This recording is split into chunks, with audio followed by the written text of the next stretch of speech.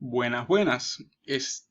Hoy voy a presentar una exposición de la materia Sistemas Digitales, la cual la profesora es Linaure Blanco. Y yo soy el estudiante Samir Cabrera de la carrera de Ingeniería Electrónica que estoy estudiando en la Universidad Santiago Mariño, Extensión Maracaibo. Hoy vengo a presentar esta exposición sobre un trabajo de investigación que hicimos. Bueno, empezamos. ¿Qué son los circuitos sumadores? Los circuitos digitales sumadores realizan la suma de dos números enteros positivos, aunque se pueden desarrollar para otros formatos de descripción numérica. Están los semisumadores y los sumadores completos. ¿Cuáles son los semisumadores? Es un circuito combinacional que realiza la suma de dos dígitos binarios, obteniendo su suma y el acarreo para la etapa siguiente. ¿Y qué son los sumadores completos? El sumador completo supone un circuito un poco más complejo, a diferencia del semisumador.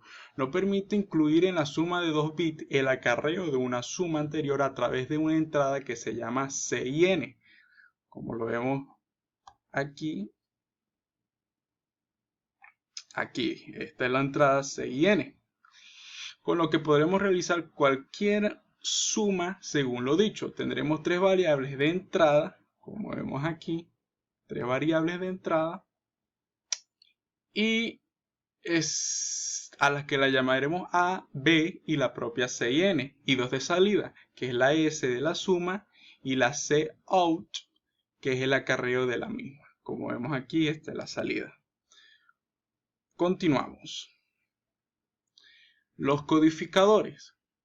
Los codificadores son sistemas combinacionales construidos en forma de circuito integrado, que se encargan de transformar una serie de señales sin codificar en un conjunto de señales codificadas que forman un código. ¿Qué es lo que hacen los codificadores? Como vemos allí en los ejemplos, que pueden entrar números decimales, cifras decimales, en la cual se van a convertir en números binarios, que son los bits, pues. Y ahora vamos de codificadores.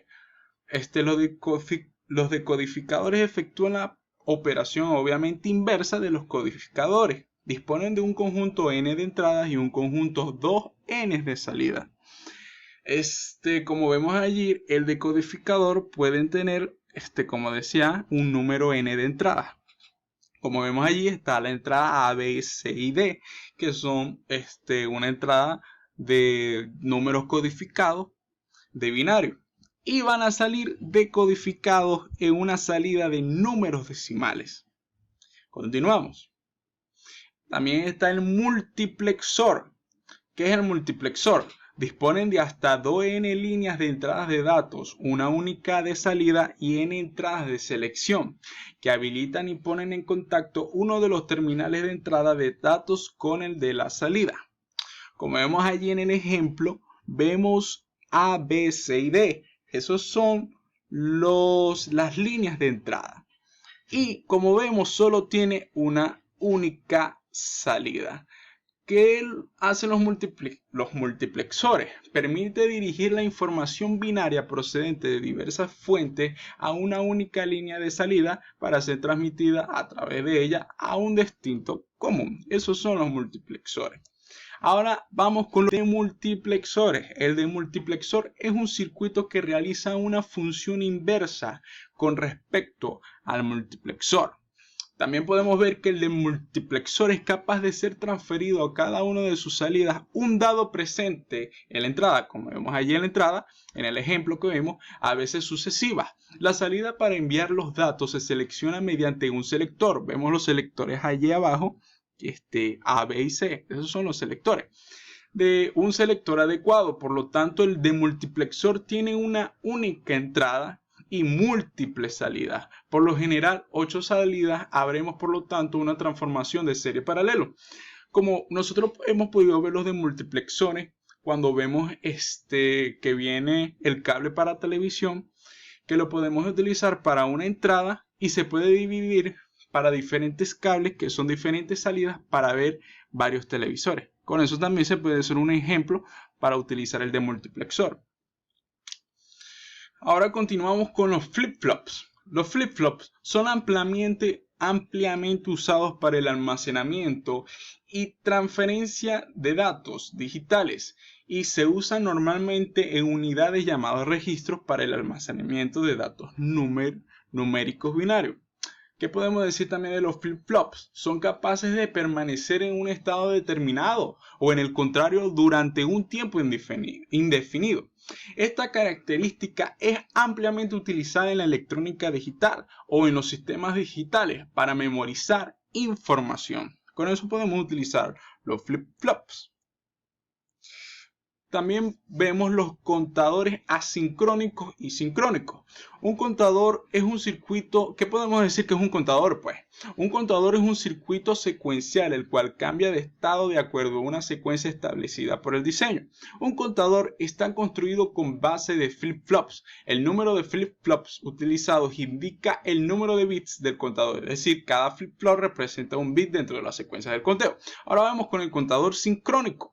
Los contadores síncronos se diferencian de los asincrónicos en que la señal de reloj va a ser común a todos los biestables, lo que va a motivar que todos los cambios se produzcan a la vez. Los biestables también son los flip-flops, para que sepan. ¿Qué podemos ver aquí? Que son los contadores sincrónicos, o sea, que van sincrónicamente a la vez.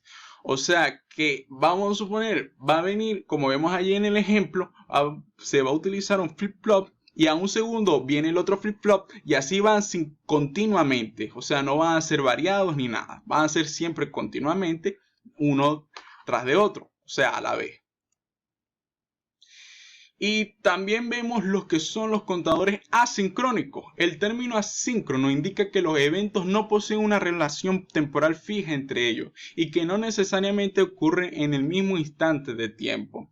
O sea, que los contadores asincrónicos son muy diferentes a los síncronos, porque ellos, o sea, no van continuamente, no van sincrónicamente, sino que van variablemente. O sea, puede un flip-flop, el primero va al siguiente flip-flop por un segundo y después al siguiente flip-flop por 2 o 3 segundos. Ahora vamos con los contadores ascendentes y descendentes. Un contador ascendente. El bloque funcional contador ascendente cuenta adelante desde el valor actual hasta el valor prefijado al producirse un flanco positivo en la entrada del contaje adelante. Los contadores ascendentes podemos ver que puede ir de 0 a 9, 0 a 10 o de 0 a 16. Eso lo podemos ver en los contadores ascendentes. Y en los contadores descendentes son los contadores en los cuales su cuenta va en sentido inverso a lo normal, es decir, de 16 a 0 o en binario de 1, 1, 1 a 0, 0, 0, 0.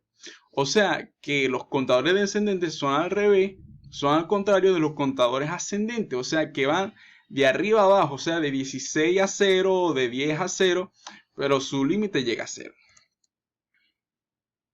Ahora vemos el registro de desplazamiento. Es un circuito digital que acepta datos binarios de una fuente de entrada y luego los desplaza un bit a la vez a través de una cadena de flip-flops. Los registros de desplazamiento son construidos a partir de flip-flops. Además de tener características de memoria y la función de desplazar datos, también se utilizan para convertir datos serie a paralelo y paralelo a serie. Este sistema secuencial es muy utilizado en los sistemas digitales, como podemos ver. Un ejemplo de esto se ve en las calculadoras comunes, como vemos allí en un ejemplo en la imagen. Se nota que el primer número pulsado le cede espacio a los demás corriéndose a la izquierda, donde además se nota que hay características de memoria porque se mantienen visualizados los números pulsados. Y ahora vamos con los tipos de memoria. Los tipos de memoria, los principales como vemos son la RAM y la ROM. La RAM almacena información de lo que se está utilizando para poder trabajar de una manera más eficaz.